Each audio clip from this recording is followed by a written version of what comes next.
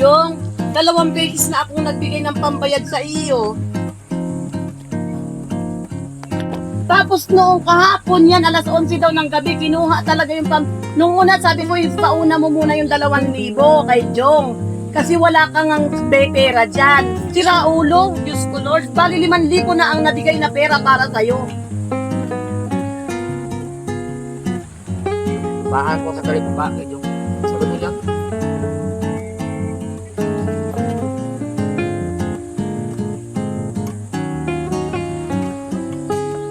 Hindi dapat kasi, ay bakit kanina naglag ako? Ano ba yun? Grabe naman. Sige anak, anuhin ko sira ulo talaga. Sa ilang beses nang ginawa niyo. Kaya 2 biro mo yung pinambayad sa iyo, 2 beses na ako nagbigay. Nandito pa ako nagpagika, kalayo-layo ko.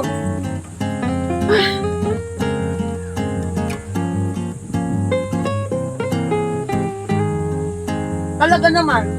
At saka bibigyan nyo naman din yan eh. Ang ibig ko sabihin na, ayun nga ang nakakahiya nga pati kay Josue, yung araw na yun, hindi wala man lang akong kalam-alam doon sa pinagkukuha niyang gulay ay wala ring binta. Video. Ha? Oo naman. Hindi, tsaka tsaka siyempre, bibigyan mo rin ako, pag sinabi natin, bibigyan mo rin naman. O siya, sige anak, kaya gawan ko na ng parang padating ko anak, ano ba yan? 2 na kayo ni Josue, naiyak tuloy ako. O sige na anak.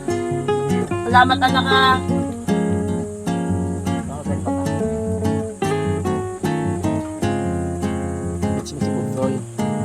Naabang mo ngayon yung RSP. Parang susi, kakakpa. Makausap mga kay JP, bakit ayaw sagutin? Sa bababa lang, alam mo ba yan?